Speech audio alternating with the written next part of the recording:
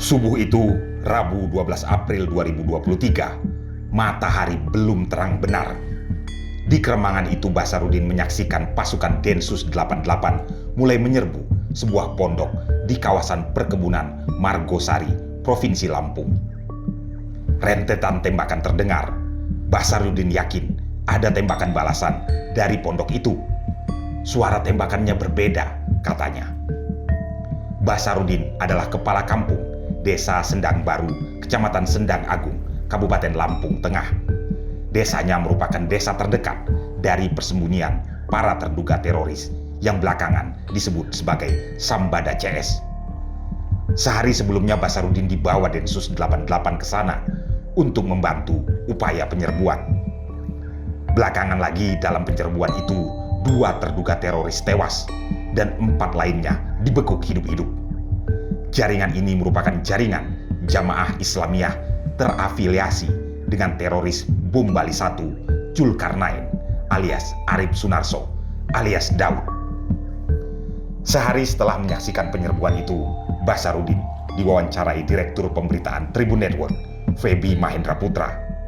Dengan detil, dia mengingat betul detik demi detik penyergapan itu. Baik, Pak Basarudin, bisa diceritakan dari awal, Pak?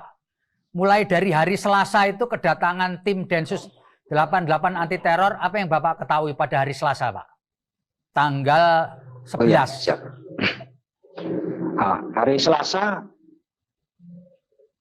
sekira jam habis luhur karena saya di kontak dua orang anggota dari Densus itu. Kondisi saya masih di kantor waktu itu, di kantor desa. Akhirnya habis luhur itu saya pulang dan diajak ke wilayah Margosari Atas, yang saya sebut Margosari Atas ya, ataupun umbulan-umbulan yang berdekatan dengan terduga anggota teroris itu. Nah, setelah itu disimpulkan bahwa dari keterangan-keterangan masyarakat yang berada di sana mengarah dalam arti memang betul terduga anggota teroris tersebut berada di wilayah-wilayah tersebut. Sehingganya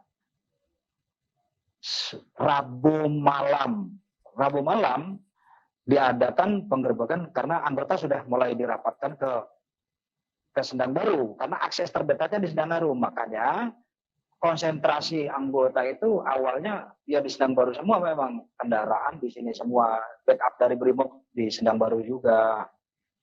Malam Rabu itu akhirnya naik dan terjadilah hari Rabu dini hari pukul 5.35 lah, setengah 6 ya berarti ya. Itu terjadi penggerbekan diduga anggota teroris. Itu yang pertama, yang atas nama kami tahu di sini menamakan dirinya sebagai Sambada. Nah, dalam penggerbakan itu, Pak, di gubuk itu apakah hanya ada 1 orang bernama Sambada atau ada orang lain yang Bapak ketahui? Betul, terima kasih Pak. Kalau tersangka pertama ini di gubuknya itu sendiri, tidak bawa anak istrinya ataupun saudara-saudaranya. Jadi sendiri. Ya. Pak, apakah ketika dilakukan penggerbekan itu orang bernama Sambada ini melakukan perlawanan, Pak? Iya. Karena bisa saya bilang seperti itu, beda kan suara senapan dari Densus itu dengan terduga teroris itu. Karena kami berada tidak jauh dari lokasi itu, yang sudah diatur oleh tim tindak dari Densus 88.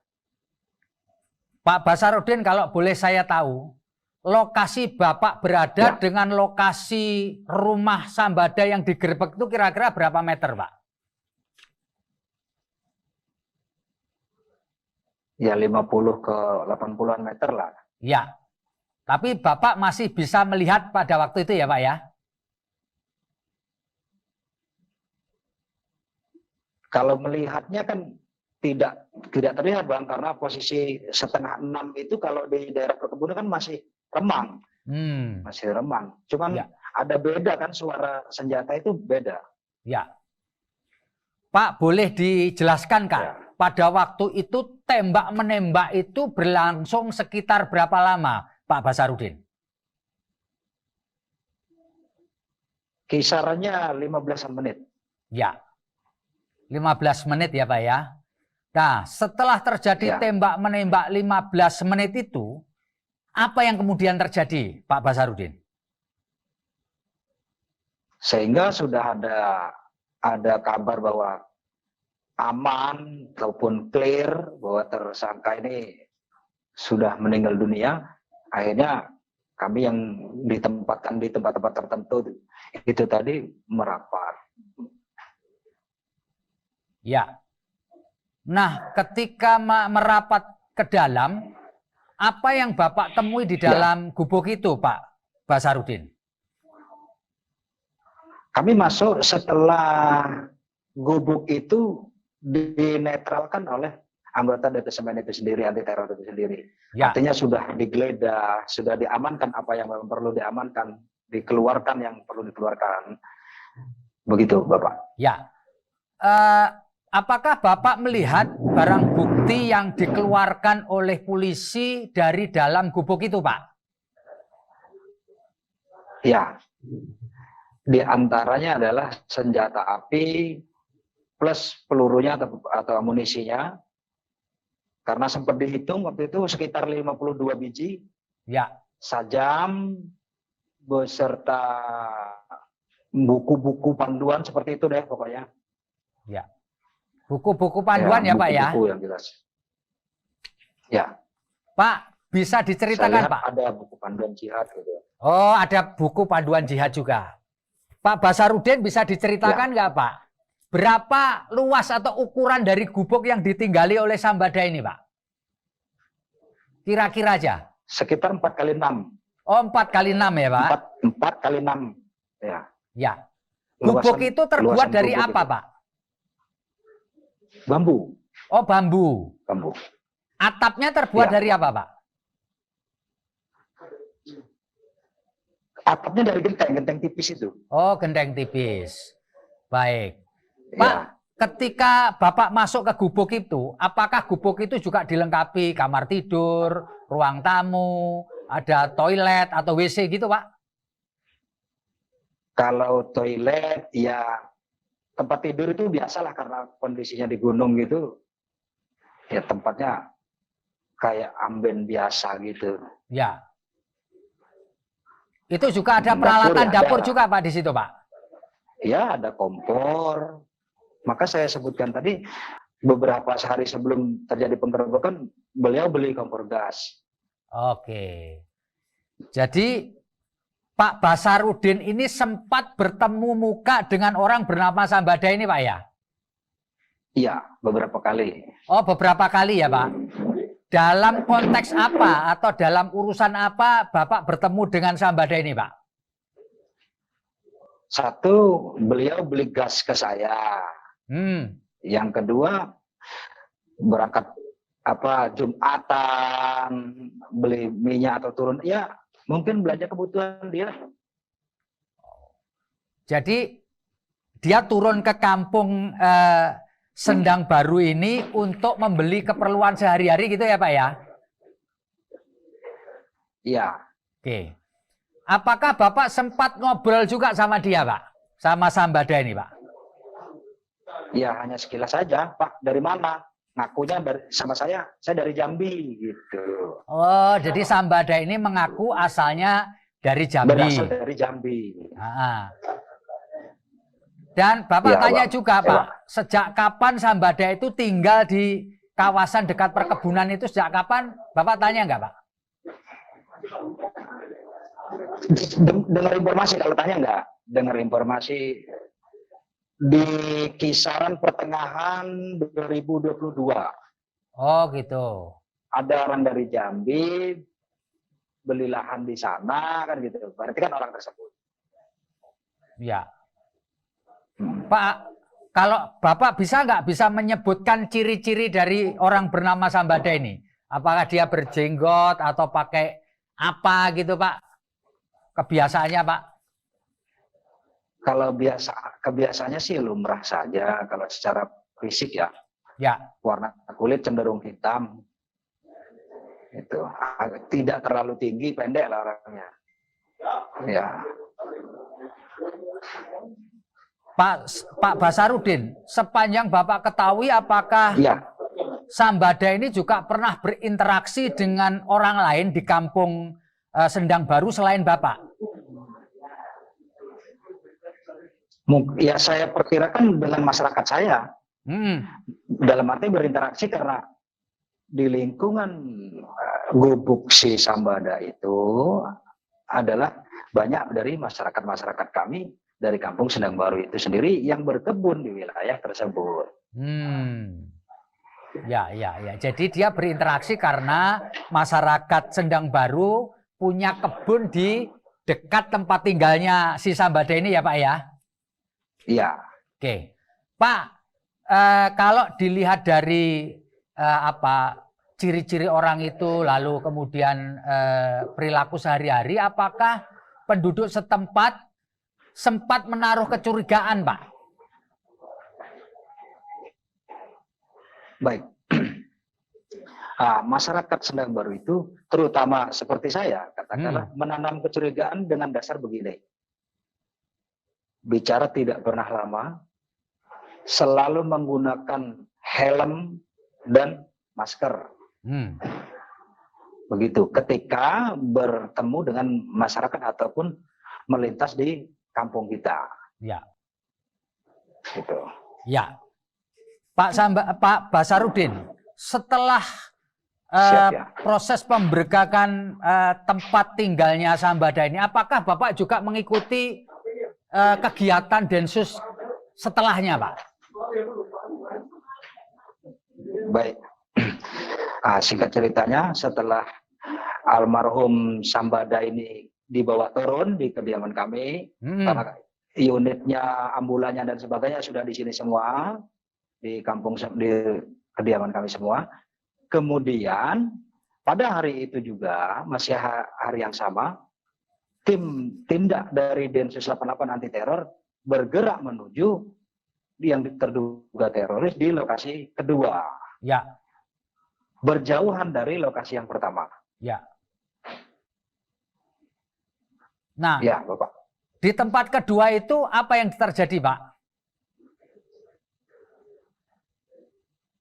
Di tempat kedua itu hampir sama kejadiannya dengan yang pertama.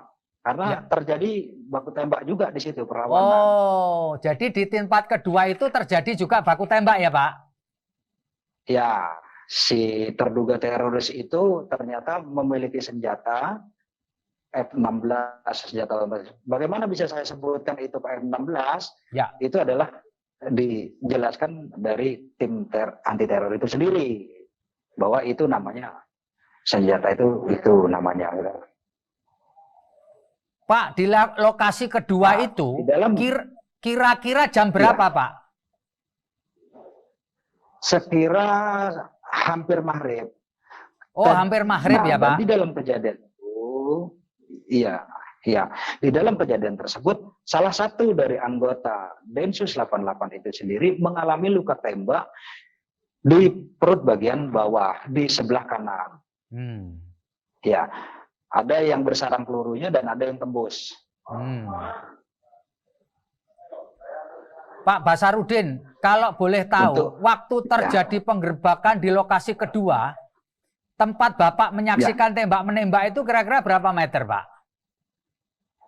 Nah, lebih spesifikasinya mendengarkan ya. Kalau menyaksikan kan melihat.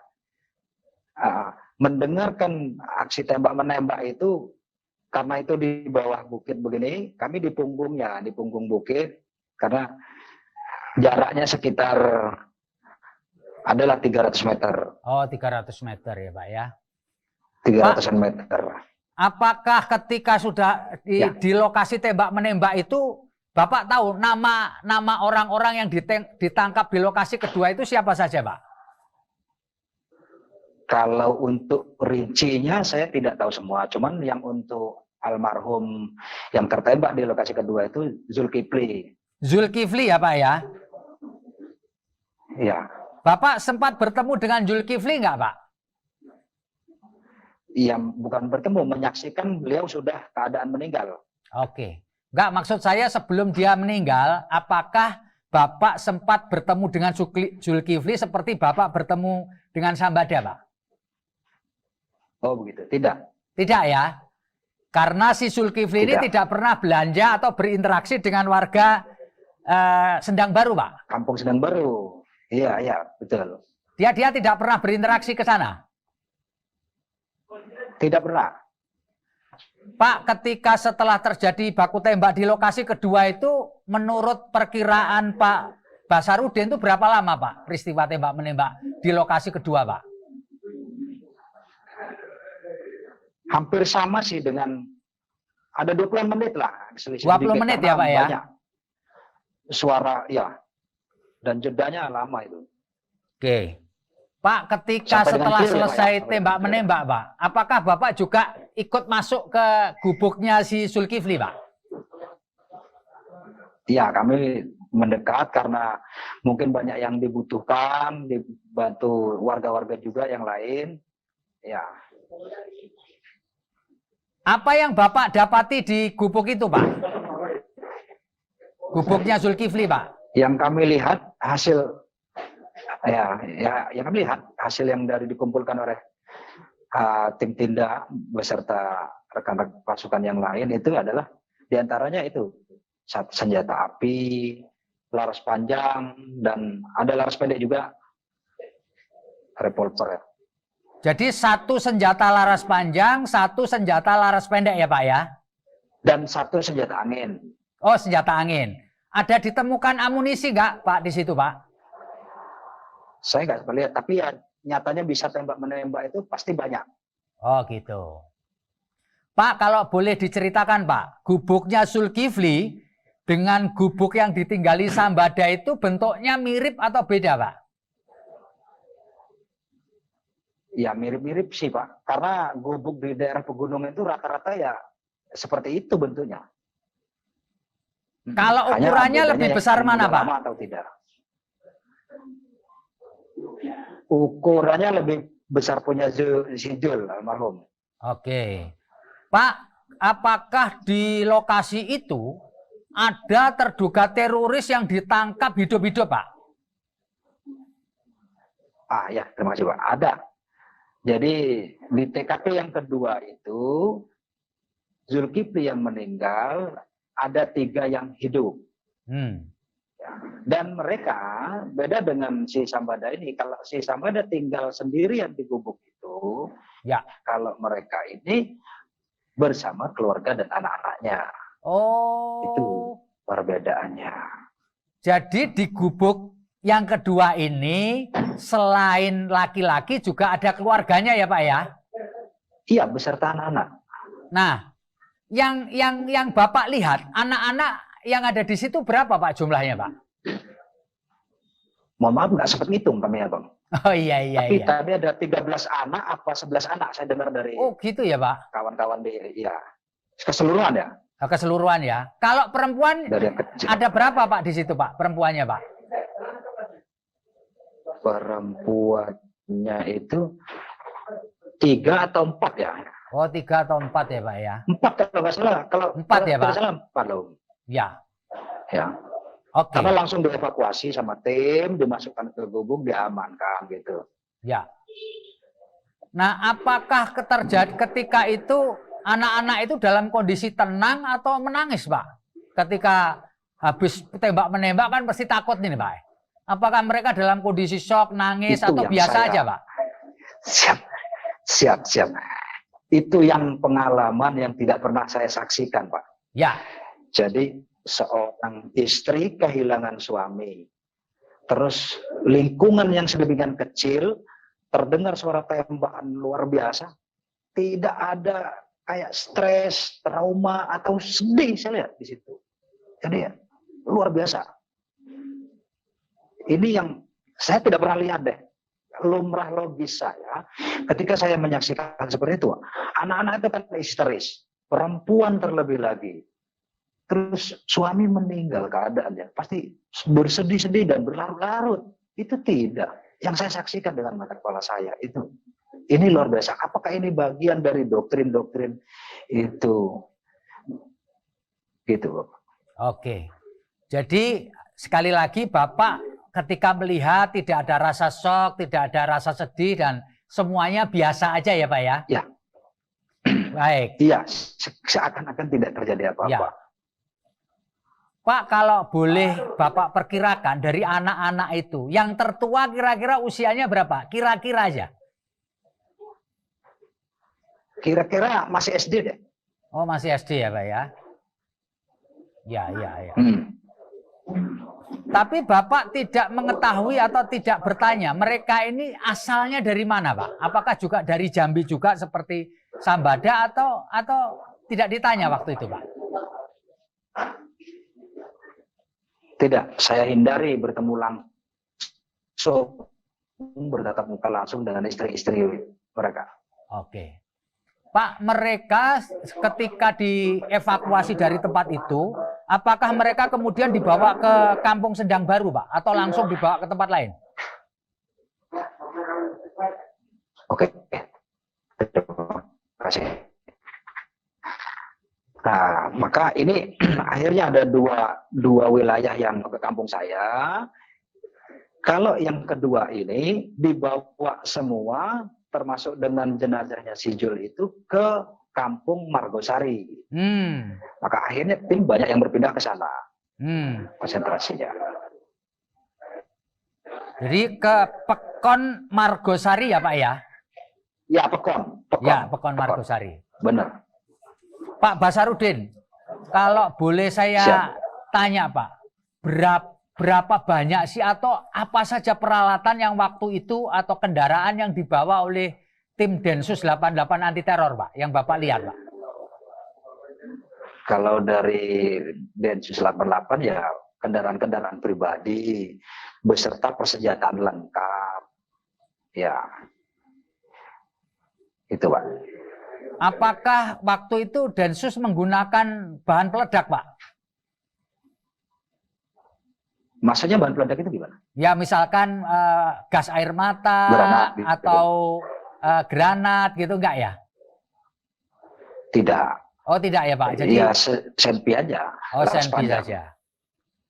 Pak, ketika menyaksikan dua kejadian, ya Rabu dini hari sama Rabu menjelang senja begitu, apa yang Bapak rasakan Pak? Ngelihat tembak-menembak begitu. Bapak takut atau biasa aja ini? Iya, kalau bicara takut sangat. Ini padahal bagian kecil. Bagaimana yang di wilayah-wilayah lain ya, yang di Poso dulu. Saya luar biasa. Tapi di sisi lain, ketika nama Polri ini sedang digoyang ya dengan oknum-oknum, tapi ternyata bagian dari Polri, yaitu detasemen khususnya, masih sangat luar biasa. Ternyata hebat. Teror yang sedemikian sudah lama diindikasikan ternyata bisa terungkap. Apresiasi buat Polri. Ini yang bagi saya masyarakat supaya paham tidak semuanya Polri itu jelek ya, karena detasemen 88 ini dari Polri. Setahu saya seperti itu Pak. Ya. Dan kami masyarakat di Sendang Baru sebagai pribadi dan pemerintah juga mengucapkan terima kasih kepada aparat penegak hukum terutama di Densus 88, anggota BRIMOB yang backup kemarin, dari Polres-Polres di wilayah-wilayah terdekat, kami berterima kasih. Terus yang selanjutnya juga kepada masyarakat khususnya di kampung saya, berhati-hatilah dalam memilih ideologi. Karena kan ini kan kaitannya dengan ideologi Bapak. Ya. Kalau saya lihat. Pak, bisa diceritakan Pak, reaksi dari warga Kampung Sendang Baru setelah adanya operasi penangkapan dan penggerbekan teroris di lokasi yang dekat dengan wilayah tempat tinggal mereka ini, apa Pak reaksinya? Terkejut atau syok atau bagaimana ini Pak? Siap ya. Reaksi dari masyarakat, terutama masyarakat saya, lingkungan saya, mereka sempat sampaikan bahwa tidak menyangka dan sangat terkejut bahwa apa yang mereka lihat itu terlepas dari apa yang akan terjadi pada hari ini. Itu Bapak. Oke, jadi mereka cukup terkejut gitu ya Pak Nah, ya? yang dilihat, iya, karena Iya, yang iya. mereka saksikan seperti Sambada itu mungkin masih di batas kewajaran. Beda Ya. dengan halnya dengan apa mungkin dari bagian intel dan sebagainya yang memang sudah tahu lebih jauh dari gerak-gerik serta sejarah langkah-langkahnya. Baik. Gitu. Pak Basarudin, Bapak tadi sempat menyebutkan bahwa Sambada ini juga pernah beribadah ke lokasi Kampung Sendang Baru, betul nggak Pak? Salah satu masjid. Oh, Betul, salah satu ya? masjid di kampung kita. Dan pada waktu itu memang dia sebagai orang yang ingin beribadah ya, warga setempat menganggapnya biasa saja ya Pak ya? Iya, satu karena masjid itu adalah salah satu sarana ibadah yang sifatnya umum. Selama tidak terlalu menyolok keluar dari koridor yang ada ataupun kebiasaan-kebiasaan yang ada, ya masyarakat di sana pastilah dengan baik hati menerima siapapun itu. Ya. Apalagi prinsip dasarnya adalah sesama Muslim. Ya. Baik, rasanya luar biasa cerita yang disampaikan oleh Pak Basarudin, Kepala Kampung Sendang Baru, Kecamatan Sendang Agung, ya. Lampung Tengah. Pak, kami mengucapkan terima kasih banyak atas wawancara kita hari ini, Pak. Moga-moga Bapak dan warga Kampung Sendang Baru dalam kondisi sehat. Demikian, terima kasih. Amin. Saya Febi Mahendra Putra, pamit undur diri. Assalamualaikum warahmatullahi wabarakatuh. Salam damai sejahtera buat kita semua. Om Santi Santi Om. Namo Buddhaya, salam kebajikan, dan jangan lupa tetap